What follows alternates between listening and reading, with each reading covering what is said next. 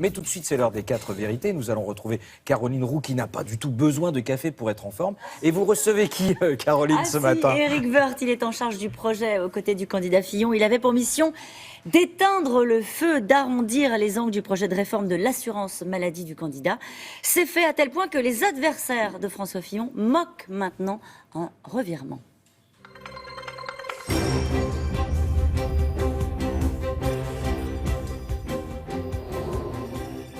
Bonjour Éric Woerth. Bonjour. Nous allons parler de la santé et du nouveau projet santé de François Fillon. Mais d'abord, Alain Juppé.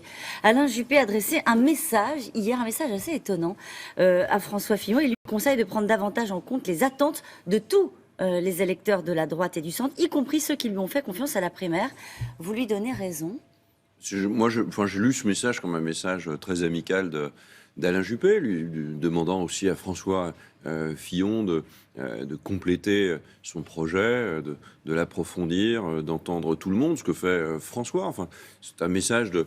On fait bloc derrière François Fillon. On a vécu des moments extrêmement difficiles, chacun le sait. François Fillon a vécu une tourmente.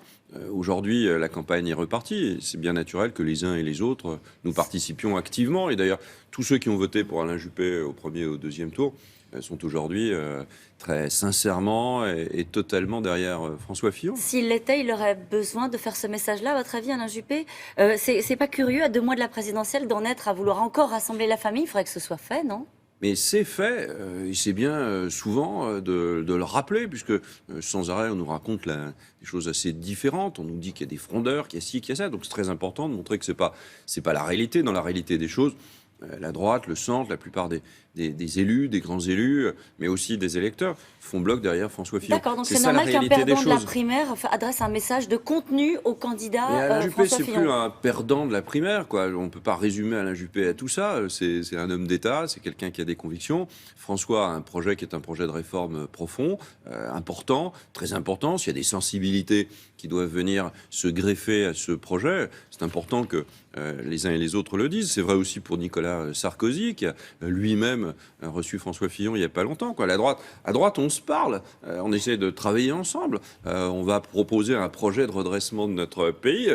François Fillon a mis les grandes lignes, c'est son projet pour la primaire. Puis on avance, c'était vrai pour la santé, ce sera vrai pour le reste. C'est intéressant ce que vous dites, Éric Woerth. Vous dites qu'il avait un projet, c'était le sien, c'était celui de la primaire. Maintenant, il faut un projet de l'ensemble de la droite. Sous-entendu, on ne fait pas table rase, mais on ne reprend pas l'ensemble des propositions de François Fillon.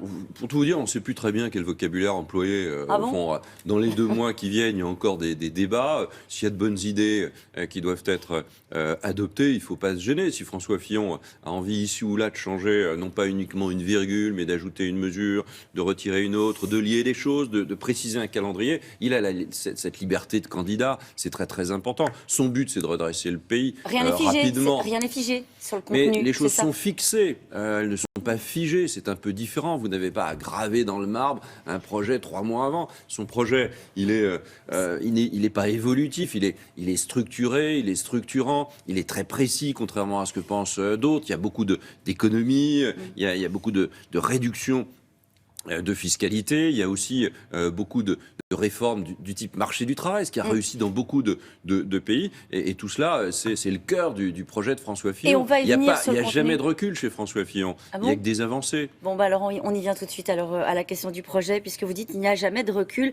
À propos de la santé, Benoît Hamon s'est un peu moqué hier lors de la présentation des réformes de santé devant la Mutuelle française. Il a dit « Je me réjouis que François Fillon 2 contredise radicalement Fillon 1 ».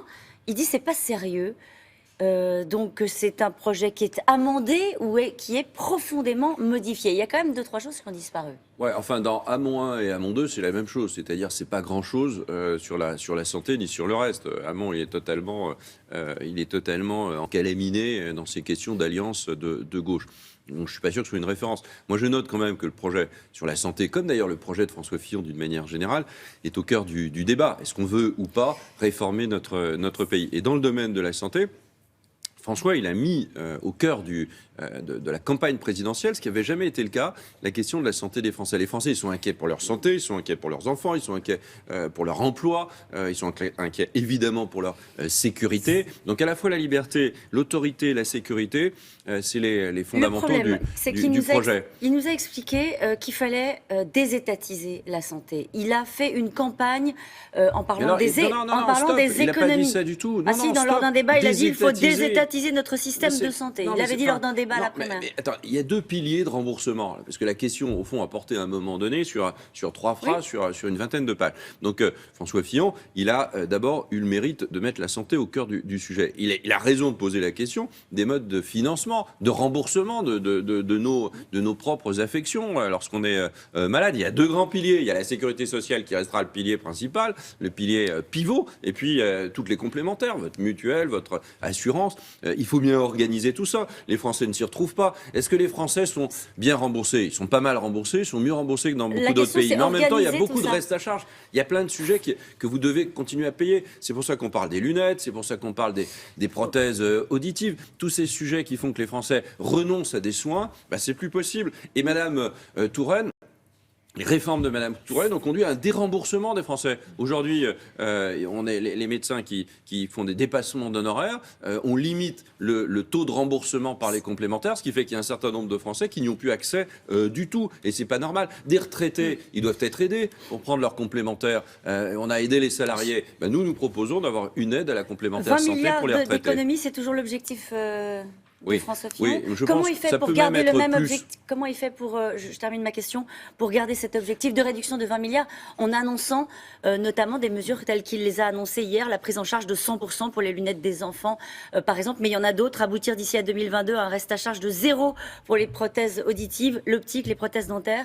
Mais parce que ça ne coûte pas nécessairement plus cher. Si vous organisez mieux votre système de soins, c'est 250 milliards d'euros le système de soins français. Si vous l'organisez mieux, si vous évitez les actes inutiles, si vous évitez l'excès d'utilisation de l'hôpital public, si vous faites en sorte que les prescriptions soient mieux respectées, tout ça est très chiffré, vous gagnez beaucoup d'argent et vous ne gagnez pas sur la qualité. Vous ne gagnez pas sur la qualité. C'est toujours la qualité au cœur du système. Mais on voit bien qu'il y a de la non-qualité, non pas celle des acteurs, mais celle du système lui-même qu'il faut combattre. Et François Fillon, il fait la liste de tout cela et il dit qu'il réformera l'hôpital, plus d'autonomie. Il dit que les prescriptions seront mieux organisées, qu'il faut décloisonner la médecine de ville et l'hôpital parce qu'il faut créer des parcours de santé. Quand vous avez une maladie chronique, il faut un parcours qui va vous amener aux soins. Puis il faut de la prévention. La meilleure façon, je vais vous dire, de soigner les Français, c'est quand même de faire en sorte que nous ne soyons pas malades. Et donc c'est la prévention. Ça, ce sera un vrai changement. Vous avez raison de le souligner. 20 milliards d'économies, vous m'avez dit, ce sera peut-être plus. Oui, ça peut être combien? plus. Je ne sais pas, mais ça peut être plus. Je pense que dans d'autres pays, on a fait plus. Mais je vous donne. Non, mais on n'est pas encore au gouvernement, vous l'avez remarqué, donc il faut gagner. Je pense que 20 milliards d'euros, c'est un objectif plutôt minima. Et cet objectif, il n'est pas sur le dos des Français, il n'est pas sur le dos des malades, il n'est pas sur le dos des professionnels. Il est dans une organisation plus rationnelle, plus optimisée de notre système de santé, qui est un grand système de santé qu'il faut préserver. Et les professionnels de santé, ils sont aujourd'hui assez désespérés. C'est vrai dans l'hôpital et c'est vrai aussi dans la médecine de ville. Vous ferez quoi cet après-midi à 16h30 ? Qu'est-ce que je fais à 16h30 ? Je crois que je suis avec François Fillon dans une réunion. Vous n'allez pas suivre la conférence de presse de François Bayrou, qui est très attendu, savoir s'il sera ou pas candidat. Si vous l'aviez en face de vous ce matin, qu'est-ce que vous lui diriez ? Rien du tout, je lui dirais rien du tout. Je préfère d'abord vous avoir en face. J'ai pas de réponse particulière. François Fillon, pas François Fillon, c'est plutôt François Bayrou. Tout le monde s'appelle François. François Bayrou, il fera ce qu'il voudra, comme il a toujours fait. C'est pas un sujet, plus sérieusement, c'est pas un sujet. Je pense que c'est pas vraiment tellement un sujet pour nous. Parce que il pèse rien dans l'opinion, François Bayrou ? Je ne dis pas ça, j'ai aucun mépris pour personne. Je dis simplement que ce qui compte aujourd'hui, c'est un projet pour redresser le pays. Je ne connais aucun élément que les Français aient pu mémoriser qui soit proposé aujourd'hui par François Bayrou. Aucun. Merci beaucoup, Éric Woerth. C'est à vous, Thomas. Merci beaucoup à tous les deux. Moi, je retiens qu'il préfère quand même vous avoir en face que François Bayrou, à mon avis. Il y a une petite ouverture. On se retrouve de notre côté tout de suite après la publicité.